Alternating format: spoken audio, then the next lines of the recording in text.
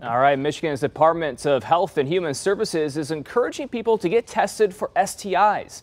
The CDC issuing a warning earlier this week as nationwide cases of syphilis skyrocket. Joining us now, our Chief Health Editor, Dr. Partha Nandi. Doctor, so how much have cases risen and who's getting infected? It's a little scary, right? It's alarming that how quickly cases of syphilis are rising here in Michigan. Since 2020, Brian, there's been a 25% increase, and since 2013, cases of syphilis have actually doubled. So who's getting infected, right? Well, this STD is rising across all demographic groups, but heterosexuals have seen the biggest increase. In 2013, right, the rate of new transmissions, 1 in 5. Compare that to 2022, where the numbers have jumped to 1 out of every 2 cases of syphilis.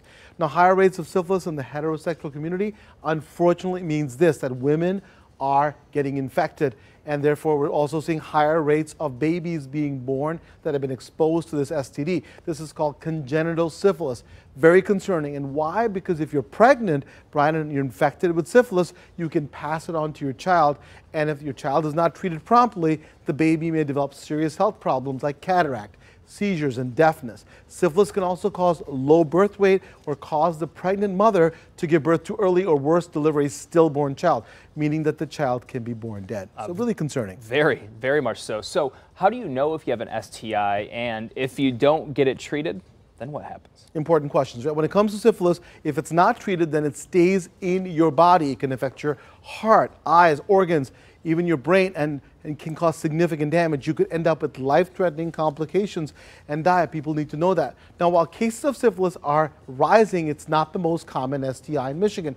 Chlamydia and gonorrhea are. Men rarely have health problems from chlamydia, but gonorrhea can cause a painful condition in the tubes connected to the testicles, occasionally leading to infertility. Pregnant women infected with chlamydia can also pass it to their babies, which can then cause complications.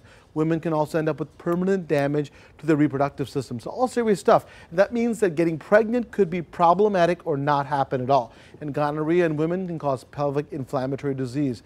Now, as for symptoms, Brian, not all STIs will have signs. If they do, watch for an unusual sore, smelly discharge, or burning when urinating. But please know that even without symptoms, you can pass the infection to your partner. It's important to know. And that's why getting tested is crucial if you're sexually active and not in a mutually monogamous relationship. The problem is that people just think that unless you have some horrific disease that they know about, that everything's going to be okay. It's just these diseases people don't know about, and they're spreading it, and they may not be even symptomatic. So be vigilant, get tested. Exactly. All right. Dr. Nandi, grateful for your expertise My as pleasure. always. Thank you. Be sure to tune in to the Dr. Nandi Show. It's this Sunday. He's talking to a panel of experts about the controversial use of medical marijuana and the health reasons people are using it for. That's this Sunday at 1 p.m. right here on 7.